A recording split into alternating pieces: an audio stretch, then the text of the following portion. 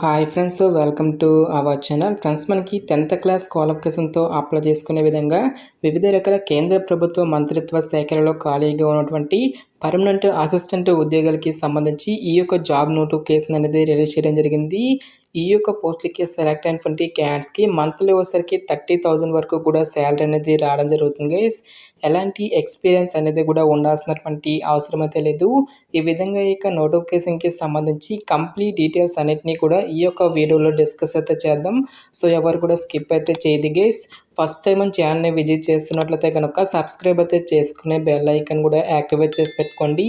ఇంకా ఎవరైనా వీడియోని లైక్ చేయనట్లయితే కనుక డెఫినెట్గా వీడియోని లైక్ చేసేటువంటి ప్రయత్నం అయితే చేయండి guys. Okay, let's start the video. First of all ఈ యొక్క పోస్టులకి సంబంధించి ఇంపార్టెంట్ డేట్స్ విషయానికి వచ్చేట్లయితే కనుక మనకి వెరీ రీసెంట్లీగానే మనకి ఈ యొక్క పోస్టులకి సంబంధించి అప్లికేషన్ ప్రాసెస్ అనేది స్టార్ట్ కావడం జరిగింది. ఇక లాస్ట్ ఇయర్ విషయానికి వచ్చేట్లయితే కనుక జూలై 24th వరకు కూడా ఈ యొక్క రిక్రూట్మెంట్కి ఆన్లైన్లో అప్లికేషన్స్ అనేవి సబ్మిట్ అయితే చేసుకోవాల్సి అయితే ఉంటుంది. సో ఈ యొక్క పోస్టులకి సంబంధించి సెలక్షన్ ప్రాసెస్లో భాగంగా కంప్యూటర్ బేస్డ్ ఎగ్జామినేషన్ అనేది మనకి సెప్టెంబర్ ఆర్ అక్టోబర్లో కండక్ట్ చేస్తాము అని చెప్పేసి ఇక్కడ మనకి 22 షెడ్యూల్ అనేటువంటిది కూడా నోటిఫికేషన్లో క్లియర్గా మెన్షన్ చేయడం జరిగింది. సో ఈ యొక్క నోటిఫికేషన్ ద్వారా మనకి గ్రూప్ సి నాన్ గెజిటెడ్ ఉద్యోగాలు అయినటువంటి మల్టీ టాస్కింగ్ ఉద్యోగాలతో పాటు హవాల్దార్ అనేటువంటి ఈ యొక్క ఉద్యోగాలను అయితే రిక్రూట్మెంట్ అనేది చేయడం జరుగుతుంది గైస్. ఈ యొక్క పోస్ట్కి సెలెక్ట్ అయినటువంటి క్యాండిడేట్స్కి సెంట్రల్ గవర్నమెంట్ లెవెల్ 1 ప్రకారం బేసిక్ పేని మీకు 18,000కి పైగానే మనకి శాలరీ అనేది రావడం జరుగుతుంది. ఈ యొక్క బేసిక్ పేతో పాటు అన్ని రకాల సెంట్రల్ గవర్నమెంట్కి సంబంధించి అలవెన్సెస్ అన్నీ కలుపుకుంటే దాదాపుగా మనకి 30,000 వరకు కూడా శాలరీ అనేది రావడం జరుగుతుంది గైస్. సో హవాల్దారు ఉద్యోగులు వచ్చరికి టోటల్గా మనకి 1075 వేకెన్సీస్. ఎంటీఎస్ ఉద్యోగాలకి సంబంధించి వేకెన్సీస్ డీటెయిల్స్ అన్నింటినీ కూడా ఫర్దర్గా మనకి అప్డేట్ అనేది చేయడం జరుగుతుంది. ప్రజెంట్ మనకి ఈ యొక్క నోటిఫికేషన్ ద్వారా అప్రాక్సిమేట్లీ వచ్చరికి 3,000కి పైగానే వేకెన్సీస్ని మనకి రిక్రూట్మెంట్ అనేది చేయడం జరుగుతుందని చెప్పేసి ఇక్కడ మనకి రిక్రూట్మెంట్ నోటిఫికేషన్లోనే క్లియర్గా మెన్షన్ చేయడం జరిగింది. సో ఇక పోస్ట్కి ఆల్ ఇండియా నేషనల్ సిటిజన్స్ అందరూ కూడా అప్లై అనేది చేసుకోవచ్చు గైస్. సో మీరు ఏ స్టేట్కి చెందిన వారైనా సరే ఈ యొక్క జాబ్స్కి అప్లై అనేది చేసుకోవచ్చు. సో మీరు ఆంధ్ర అయినా తెలంగాణ అయినా ఈ విధంగా మీరు ఏ స్టేట్కి చెందిన వారైనా సరే ఈ యొక్క జాబ్స్కి అప్లై అనేది చేసుకోవచ్చు అని చెప్పేసి ఇక్కడ మనకి ఎలిజిబిలిటీ క్రైటీరియాలోనే క్లియర్గా మెన్షన్ చేయడం జరిగింది.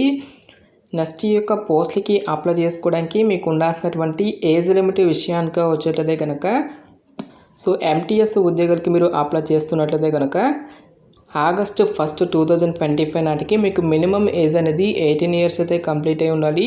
జనరల్ అభ్యర్థులు వచ్చేసరికి 25 ఇయర్స్ వరకు కూడా అప్లై అనేది చేసుకోవచ్చు.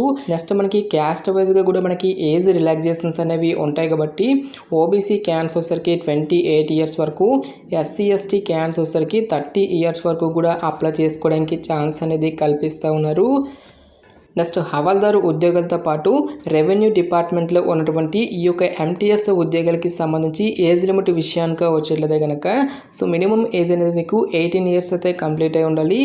జనరల్ అభ్యర్థులు వచ్చరికి 27 ఇయర్స్ వరకు కూడా అప్లై అనేది చేసుకోవచ్చు. నెక్స్ట్ మనకి క్యాస్ట్ వైజ్గా కూడా మనకి ఏజ్ రిలాక్సేషన్స్ అనేవి ఉంటాయి కాబట్టి ఓబీసీ క్యాన్స్ వచ్చరికి 30 ఇయర్స్ వరకు, ఎస్సీ ఎస్టీ క్యాన్స్ వచ్చరికి 32 ఇయర్స్ వరకు కూడా అప్లై చేసుకోవడానికి ఛాన్స్ అనేది కల్పిస్తూ ఉన్నారు. నెక్స్ట్ ఈ యొక్క పోస్టులకి సంబంధించి అప్లై చేసుకోవడానికి మీకు ఉండాల్సినటువంటి ఎసెన్షియల్ ఎడ్యుకేషనల్ క్వాలిఫికేషన్ విద్యా అర్హత విషయానికి వచ్చేట్లయితే కనుక the candidate must have passed matriculation examination అని చెప్పేసి ఇవ్వడం జరిగింది. జస్ట్ మీరు 10th క్లాస్ అనేది పాస్ అయితే సరిపోతుంది గైస్. ఈ యొక్క జాబ్స్కి మనము అప్లై అనేది చేసుకోవచ్చు. ఎలాంటి ఎక్స్పీరియన్స్ కానీ ఎలాంటి ఎక్స్ట్రా సర్టిఫికేట్స్ అంటూ కూడా మనకి ఏమి కూడా ఉండాల్సినటువంటి అవసరం అయితే లేదు గైస్. నెక్స్ట్ ఈ యొక్క పోస్ట్కి సంబంధించి అప్లికేషన్ ఫీజుకి సంబంధించిన డీటెయిల్స్ కనుక చూసుకున్నట్లయితే కనుక ఆల్ ఉమెన్ క్యాండిడేట్స్తో పాటు SC ST PWD ex service man candidates ఎవరైతే ఉంటారో ఈ యొక్క క్యాండిడేట్స్ ఎటువంటి అప్లికేషన్ ఫీజు అనేది కూడా పే చేయాల్సినటువంటి అవసరం అయితే లేదు. ఈ యొక్క క్యాండిడేట్స్ అందరూ కూడా ఫ్రీగా అప్లై అనేది చేసుకోవచ్చు. సో రిమైనింగ్ కేటగిరీకి చెందినటువంటి క్యాండిడేట్స్ అందరూ కూడా 100 రూపీస్ అప్లికేషన్ ఫీజు అనేటువంటి దాన్ని ఆన్లైన్లో పే చేయాల్సి అయితే ఉంటుంది.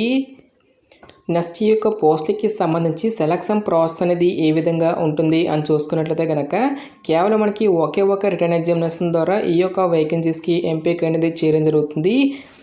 సో ఎటువంటి ప్రిలిమ్స్ కానీ ఎటువంటి మెయిన్స్ అంటూ కూడా మనకి ఏమీ కూడా కండక్ట్ అయితే చేయరు గైస్.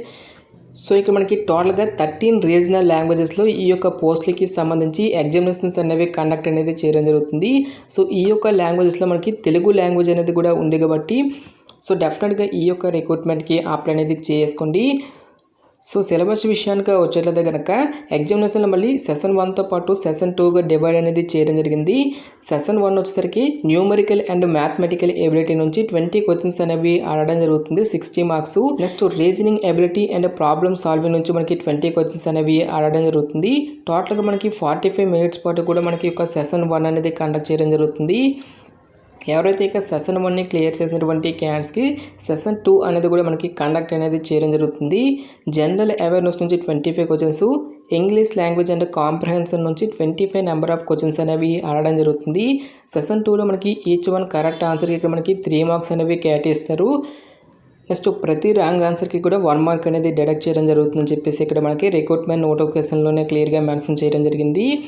ఎవరైతే ఇక రిటర్న్ ఎగ్జామినేషన్ని క్లియర్ చేసినటువంటి క్యాండిడేట్స్కి ఫర్దర్గా మనకి హవాల్దారు ఉద్యోగాలు అనేవి ఏవైతే ఉన్నాయో ఈ యొక్క పోస్టులకి మాత్రమే మనకి ఫిజికల్లీ ఎఫిషియన్సీ టెస్ట్తో పాటుగా ఫిజికల్ స్టాండర్డ్ టెస్ట్ అనేది కండక్ట్ చేయడం జరుగుతుంది.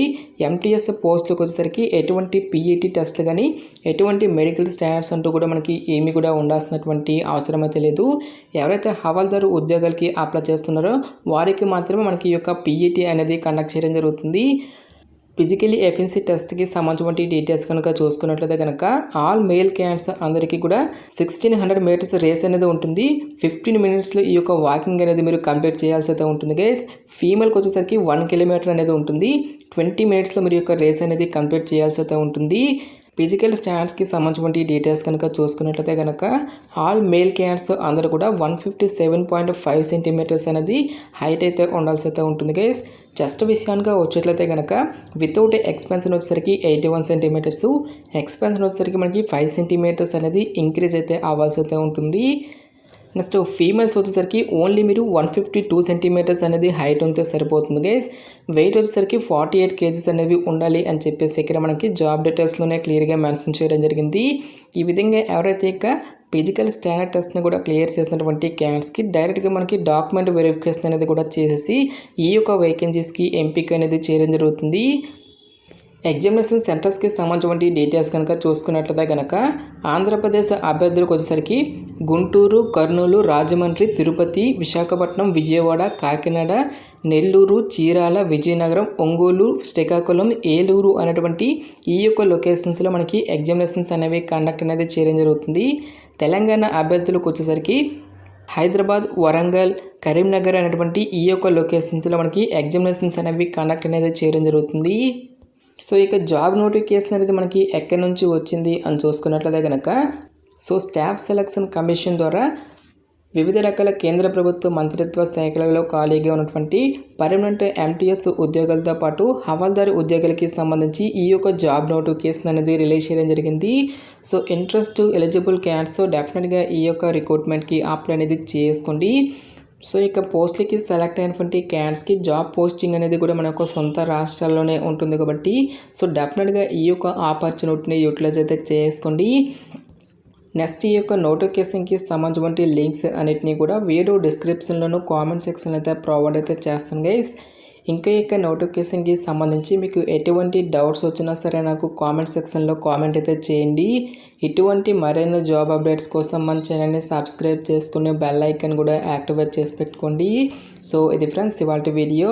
రేపు మరొక మంచి జాబ్ అప్డేట్తో మళ్ళీ మీ ముందుకు రావడం జరుగుతుంది. Thanks for watching this video.